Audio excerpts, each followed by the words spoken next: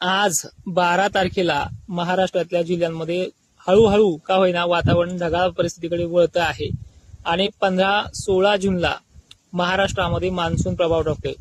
एक गोष्ट लक्षात घ्या, व्हिडिओ अर्धवट पाहून निर्णय घेत जाऊ नका. महाराष्ट्रामध्ये हळूहळू वातावरण सक्रिय होते. 15-16ला ते आणखीन बळकट होत जाईल, पण पेरणीयोग्य पाऊस हा 20 तारखेपासून पुढे आहे. कारण तसं आहे, कारण की मान्सून सोबत ढगांची गर्दी ही 17-18लाच महाराष्ट्रामध्ये सावली आणि टेम्परेचर कमी करणारे आहे.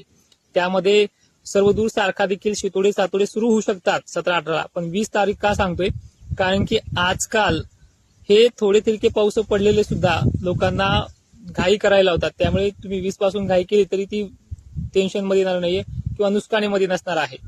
त्यानंतर परिस्थिती जी आहे ही प्रत्येक जिल्ह्यांना, प्रत्येक तालुक्यांना ही चांगल्या पद्धतीची व्याप्ती देणारी ही 20 जून पासून आहे. आज वाढदिवस असल्यामुळे अनेक जणांनी मोबाईल हँग होईपर्यंत शुभेच्छा दिल्यात. त्यांचे उपकार आणि त्यांचा विश्वास तडा जाऊ देणार नाहीये. आणि जे काही तुम्हाला वारंवार माध्यमातनं जे काही सांगतात, नाव न घेता टोमणे देतात, त्यांना एक विनंती आहे, दुष्काळ आहे ना, मग शेती साहित्य विकायची घाई सुद्धा नसायला पाहिजे.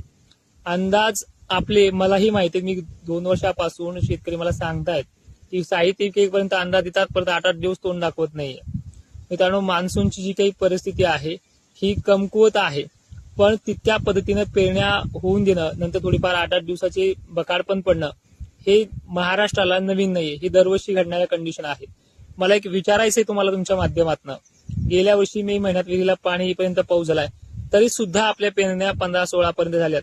यावर्षी 4-5 दिवस लेट झाल्या म्हणून काय बिघडलंय? तर घाई करू नका. आणि जवळपास पेरणीच्या तारखा अजूनही कोणाला दिल्या नव्हत्या, तरी पेरणीची घाई महाराष्ट्रामध्ये सर्रास चालू आहे.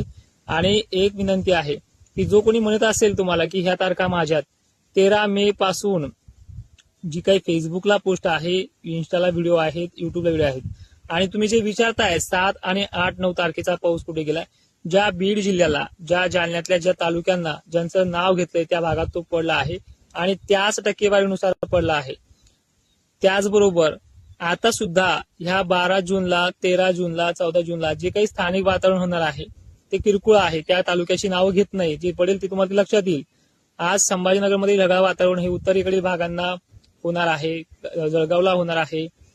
नागपूरचं, हिंगणघाटचं, वर्ध्याचं, चंद्रपूरचं वातावरण हे मोठं असणार आहे आजच्या तारखेचं. ते वळेवाचा पाऊस असणार आहे. त्या तालुक्यांची नावं घेत नाही, किती पडेल हेही सांगत नाही, कारणही तसंच आहे. पण ह्या 3 दिवसामध्ये खूप चांगला बदल होणार आहे आणि येणाऱ्या 17-18 तारखेपासून दुप्पट बदल होऊन 20 तारखेपासून पेरणीयोग्य पाऊस पडणार आहे. महाराष्ट्रातले सर्व जिल्हे त्याच्यामध्ये असणार आहे. तिथून पुढे सुद्धा काही भागांना 2.5 फूट ओल जायला, काही ठिकाणी 2 फूट ओल जायला 1-2 दिवस सुद्धा मागे पुढे होऊ शकतात. पण घाबरून जाऊ नका, पेरणीयोग्य वातावरण होणार आहे. आणि गेल्या वर्षीच्या तुलनेमध्ये पेरण्या 5-6 दिवस लेट आहेत, बाकी मोठा फरक नाही. आणि पुढे चालून सुद्धा परतीचा मान्सून सुद्धा आपल्या तळ्यांचे, धरणांचे, पाण्याचे प्रश्न मिटवणार आहेत. जी अल्निनोची कंडिशन सांगितली जाते बातम्यामध्ये, त्याच बातम्यामध्ये काल 30 जिल्ह्यांना येलो अलर्ट दिला होता, ते हवामान खातं आपल्या भारताचं आहे.